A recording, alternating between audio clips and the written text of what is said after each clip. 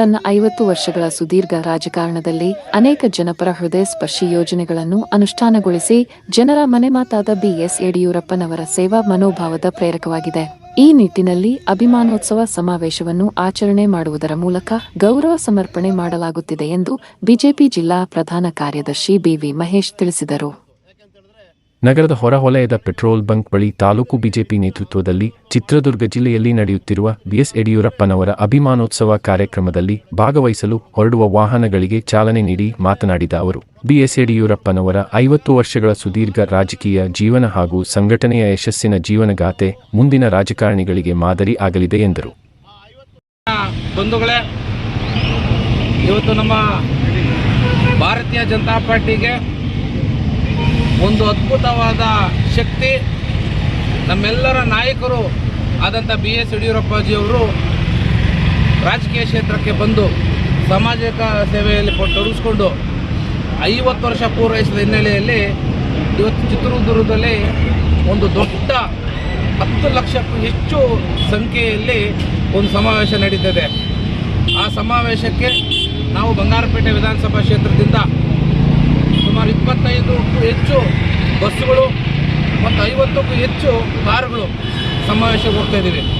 ಈ ಒಂದು ಸಮಾವೇಶಕ್ಕೆ ಇಲ್ಲಿ ಬಂದಿರುವಂಥ ನಮ್ಮ ಮಂಡಲದ ಅಧ್ಯಕ್ಷರು ಆದಂಥ ಸಂಪಂಗ್ ರೆಡ್ಡಿ ಅವರೇ, ನಮ್ಮ ಮುಖಂಡರು, ಮಾಜಿ ತಾಲೂಕು ಪಂಚಾಯತಿ ಸದಸ್ಯರು, ಮಾಜಿ ಮಂಡಲದ ಅಧ್ಯಕ್ಷರು ಆದಂಥ ಮಾರ್ಕಂಡಗೌಡ್ರೆ, ನಮ್ಮ ಬೂದಿಕೋಟೆಯ VSSನ ಅಧ್ಯಕ್ಷರು, ಗ್ರಾಮ ಪಂಚಾಯತಿ ಸದಸ್ಯರು ಆದಂಥ ಸೀತಾರಾಮಣ್ಣವರೇ, ಬಲ್ಮಂದೆ ಮಂಜು ಅವರೇ, ಯುವ ಮೋರ್ಚಾದ ಉಪಾಧ್ಯಕ್ಷರು ಆದಂಥ ಶಿವಕುಮಾರ್ ಅವರೇ, ನಮ್ಮ ಪ್ರಧಾನ ಕಾರ್ಯದರ್ಶಿ ಆದಂಥ ಶ್ರೀನಿವಾಸ್ ಅವರೇ, ಗುಡಿಸಲಲ್ಲಿ ಹಾಲು ಉತ್ಪಾದಕರ ಸಂಘದ ಅಧ್ಯಕ್ಷರಾದಂಥ ರಮೇಶ್ ಅವರೇ, ಮಾಜಿ ಗ್ರಾಮ ಪಂಚಾಯತಿ ಉಪಾಧ್ಯಕ್ಷರು ಆದಂಥ ಸುರೇಶ್ ಅವರೇ, ಮತ್ತು ಇನ್ನೊಬ್ಬ ಗ್ರಾಮ ಪಂಚಾಯತಿ ಸದಸ್ಯರು ಆದಂಥ ನಮ್ಮ ಜಯ ಅವರೇ, ನಮ್ಮ ಬಲ್ಮಂದೆಯ ಗ್ರಾಮ ಪಂಚಾಯತಿಯ ಮಾಜಿ ಉಪಾಧ್ಯಕ್ಷರು ನಮ್ಮ ಮುಖಂಡರಾದ ಬಲ್ಮಂದೆ ರಾಮಣ್ಣ ಅವರೇ, ನಮ್ಮ ವೆಂಕಟೇಶ್, ನಮ್ಮ ಗುಡ್ಗಾನಲ್ಲಿ ಮೆಂಬರ್ ಆದಂಥ ವೆಂಕಟೇಶ್ ಅವರೇ, ಇಲ್ಲಿ ಬಂದಿಕ್ಕಂಥ ಎಲ್ಲ ನಮ್ಮ ಆತ್ಮೀಯ ಬಂಧುಗಳೇ, ಯಡಿಯೂರಪ್ಪ ಅಂತಂದ್ರೇ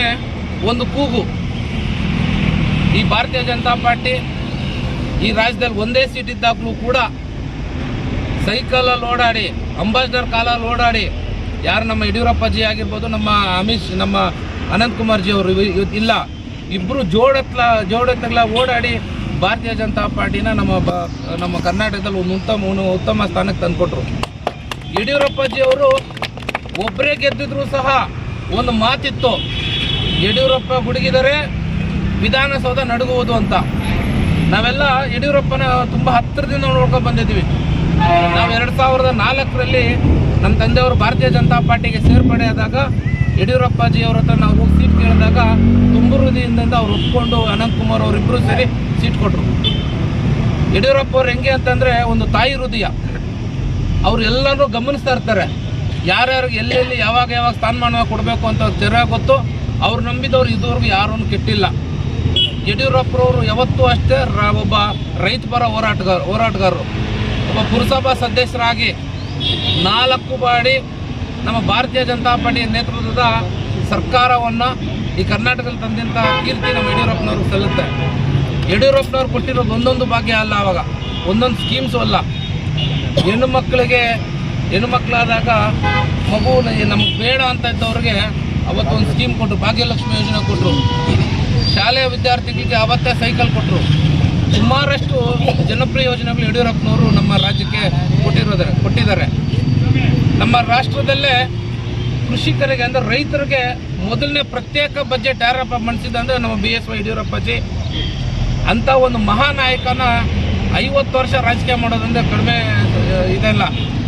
ಅವರು ಒಂದು ಅಭಿಮಾನಿಗಳೆಲ್ಲನೂ ಸೇರಿ ನಿಮ್ಮ ಈ ಸಾಧನೆಗೆ ನಾವು ಅಭಿನಂದನೆ ಸಲ್ಲಿಸಬೇಕು, ಒಂದು ಸಮಾವೇಶ ಮಾಡಬೇಕು ಅಂದಾಗ ಬೇಡ ಅವಶ್ಯಕತೆ ಇಲ್ಲ ಅಂದಾಗ, ಇಲ್ಲ ಅಜ್ಜಿ ನಿಮಗೆ ಬೇಡ ಅಂದರೂ ಕೂಡ ನಮ್ಮಂಥ ಯುವ ಕಾರ್ಯಕರ್ತರಿಗೆ, ನಮ್ಮಂಥ ಬೆಳೆಯುವಂಥ ಕಾರ್ಯಕರ್ತರು ಬೇಕು, ನಿಮ್ಮ ಸ್ಫೂರ್ತಿ ಬೇಕು ಅಂದಾಗ ಈ ಒಂದು ಸಮಾವೇಶಕ್ಕೆ ಒಪ್ಕೊಂಡಿದ್ದಾರೆ. ಈ ಒಂದು ಸಮಾವೇಶಕ್ಕೆ ಸಾವಿರಾರು ಮಠಾಧೀಶರು ಕಾರ್ಯಕ್ರಮದಲ್ಲಿ ಪಾಲ್ಗೊಳ್ತಾ ಇದ್ದಾರೆ. ಅಲ್ಲಿ ನಮ್ಮ ಹೋಮ್ ಮಿನಿಸ್ಟರ್ ಆದಂಥ ಅಮಿತ್ ಶಾ ಅವರು ಈ ಕಾರ್ಯಕ್ರಮಕ್ಕೆ ಬರ್ತಾ ಇದ್ದಾರೆ.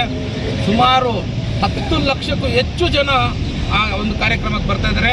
ನಾವು ಕೂಡ ಅಷ್ಟೇ ಬಂಗಾರಪೇಟೆಯಿಂದ ಸುಮಾರು 25ಕ್ಕೂ ಹೆಚ್ಚು ಬಸ್ಸು ಮತ್ತು 50ಕ್ಕೂ ಹೆಚ್ಚು ಕಾರುಗಳು ಆ ಕಾರ್ಯಕ್ರಮಕ್ಕೆ ಹೋಗಿ ಅವರ ಒಂದು ಅಭಿಮಾನದ ಒಂದು ಸಮಾರಂಭ ಏನಿದೆ, ಅಭಿಮಾನೋತ್ಸವ, ಅದರಲ್ಲಿ ನಾವೆಲ್ಲ ಪಾಲ್ಗೊಂಡು ಈ ಕಾರ್ಯಕ್ರಮ ಹೆಚ್ಚು ಯಶಸ್ವಿಗೊಳಿಸ್ತೀವಿ ಅಂತ ಹೇಳ್ತಾ, ಇವತ್ತು ಕಾರ್ಯಕ್ರಮ ನಮ್ಮ ಕರೆಗೆ ಹೋಗಟ್ಟು ಬಂದಂಥ ಎಲ್ಲ ನಮ್ಮ ಭಾರತೀಯ ಜನತಾ ಪಾರ್ಟಿ ಮುಖಂಡರು